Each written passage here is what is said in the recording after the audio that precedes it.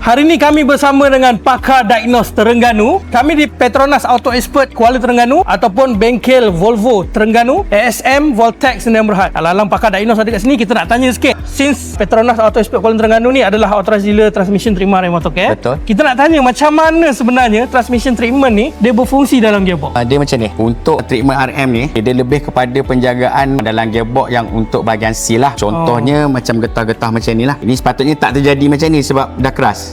Yang ni seal semua ni. Lepas tu untuk piston ni pula macam yang ni dah koyak.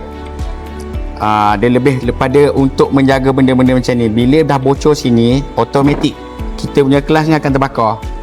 Bila terbakar dia akan hitam, lepas tu minyak akan hitam dan gear sama ada sentap ataupun tak berjalan teruslah kereta tu. Dia akan melindungi komponen-komponen dan mengurangkanlah dari segi maintenance. Kiranya dia dapat panjangkan jangka hayat gearbox tu lah. Betul. Sebab transmission treatment ni dia dapat memanjangkan jangka hayat seal getah ni. Kalau benda tu dah teruk sangat, maksudnya dah betul-betul koyak macam ni. Contoh macam ni kalau tengok yang ni memang kalau treatment pun tak boleh buat apa dah. Memang nak kena operate lah. Apa-apa pun pencegahan tu bermula daripada awal. Untuk kelas yang dah terbakar pun benda ni tak boleh cure lah. So pokok pangkalnya seal kena jaga. Pokok pangkalnya seal sebab benda ni melibatkan orang cakap dalaman tu tekanan lah. Yelah, dia berjalan secara hidrolik sebenarnya. Kalau kata nak gearbox tu jangka hayat dia lama, kena jagalah seal tu.